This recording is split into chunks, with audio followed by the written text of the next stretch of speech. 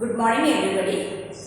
We are continuing with the 5th chapter of geography, that is industries.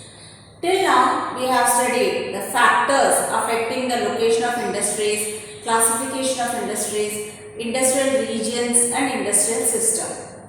Now we will look at the distribution of major industries.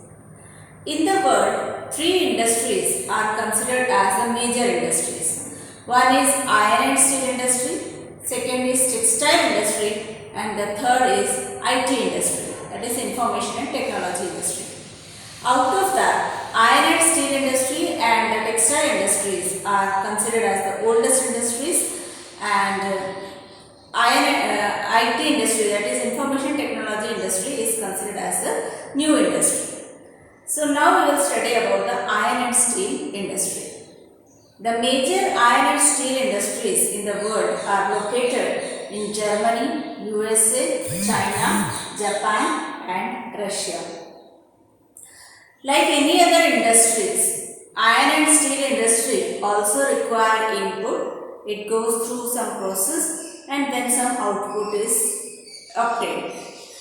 Now the input required for the iron and steel industries are the raw materials are the inputs, labor, capital, then site, the place where the industry has to be set up, and other infrastructures are required as input. Now the raw materials which are required as input are iron ore, coal and limestone. So raw materials, labor, capital, site and other infrastructures are the inputs. Now, what is the process? The iron and steel industry goes on through many processes before the output is reached. So, it goes through many stages. So, one stage is putting the raw material into the blast furnace where it undergoes smelting. Smelting means when iron or any metal is melted before more than the melting point. Especially it is done for melting the metals. So it is called smelting. So first stage is raw material is put into the blast furnace where it is melted. Then second is refined. So then many other processes are also there. And the end product, that means the output, is the steel. Now this steel may be used in other industries also as raw material. So that is why iron and steel industry is also called as feeder industry.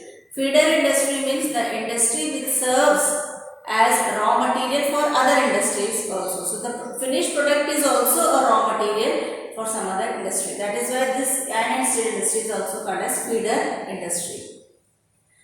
Now the end product, which is steel, is very tough and it can be easily shaped, easily cut and made into wire. That is why we can see so many products made up of steel.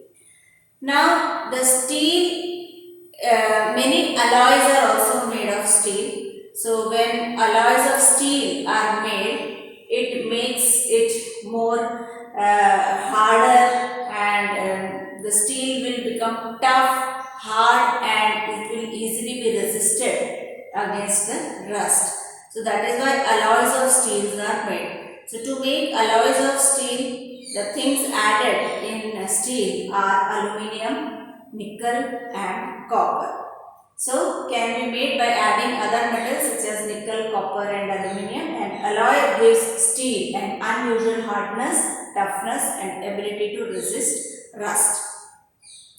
So iron and steel industry is often called as the backbone of modern industry. So in the next video we will see why it is called as the backbone of the modern industry.